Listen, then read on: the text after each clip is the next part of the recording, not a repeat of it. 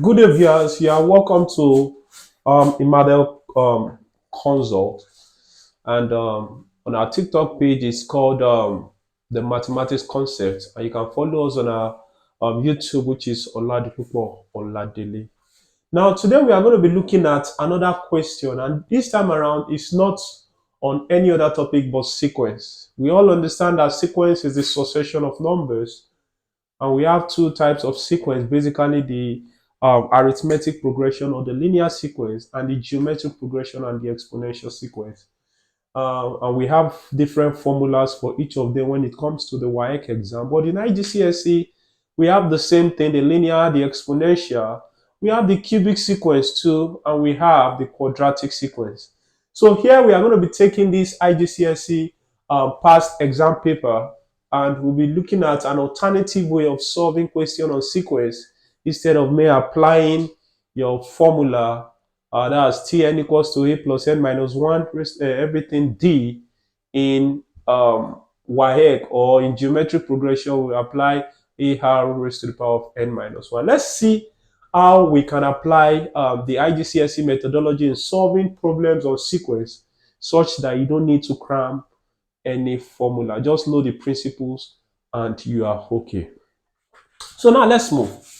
Now in IGCSE, there is something called the first difference, the second difference. Whenever these first difference are the same, then we have the common difference, and that gives you a linear sequence, which is your arithmetic progression. And whenever the first difference are not the same, you proceed to the second difference.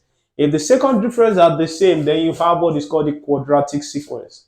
If the second differences are not the same, you proceed to the third difference, and then we have the cubic sequence. Each of these have the basic principles governing them, and we shall be looking at questions on this or each of these principles, so that at the end of the day, we'll save ourselves from cramming more formulas than usual. So the first thing we need to do is that let's get our first difference.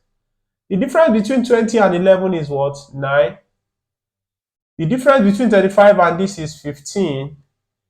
The difference between this is going to give you 21. And the difference between this and this is going to give you 83 minus 56. And that gives you 27. You agree with me that by using your formula here, this is not a linear sequence. So you can't solve it using the WAEC methodology, the formulas, right? Now, this is the first difference. Now, let's proceed to the second difference. 15 minus 9 is what? 6. 21 minus 15 is 6. 27 minus 21 is 6. So the second difference produces a common difference, and therefore this sequence is called a quadratic sequence.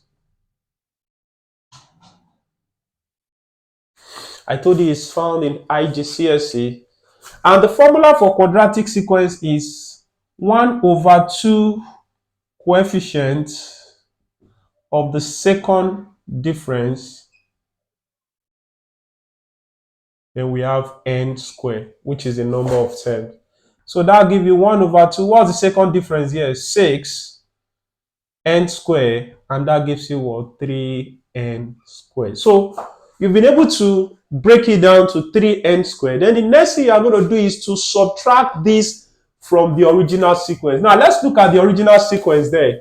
We have 11, we have 20, we have 35, we have 56, and we have 83.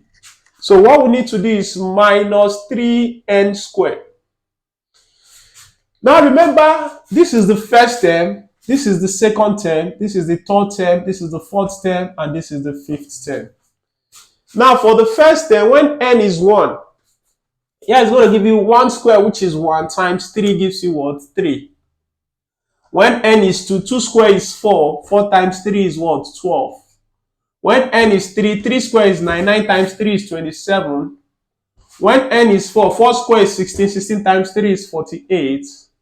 And when n is 5, 5 square is 25 times 3 gives you what? 75. That means we are not going to subtract this from the original sequence. So this is 11 minus 3, 8. 20 minus 12, 8.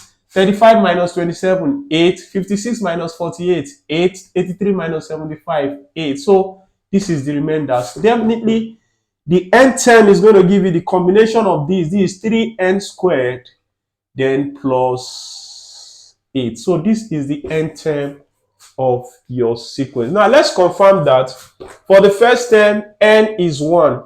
1 square is 1. 1 times 3 is 3. 3 plus 8 will give you what? 11. For the second term, n is 2. 2 square is 4. 4 times 3 square, 12. 12 plus 8, 20. For the third term, n is 3. 3 raised to the power of square is 9. 9 times 3, 27. 27 plus 8 is 35.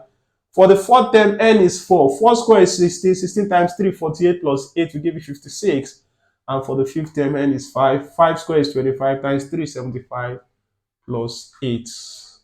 That is 83. So you can now see the basic formula or principle that is used in solving general problem on sequence. If, let's assume, we have the third difference to give you the common difference, all you need to do is 1 over 6, the third difference, n raised to the power of 3. Then anything you get, you subtract it from the original sequence, and you keep moving till you arrive at your common difference. So this is one way you can solve question under sequence that you don't need to start cramming formulas and all that. Even if you decide to cram the formula of AP and GP, when it comes to this, you will fall, because this is not a linear sequence. This is called a quadratic sequence. So thank you very much for your time. Till I come your way again in the next video, where we shall be taking more questions on sequence. See you and bye for now.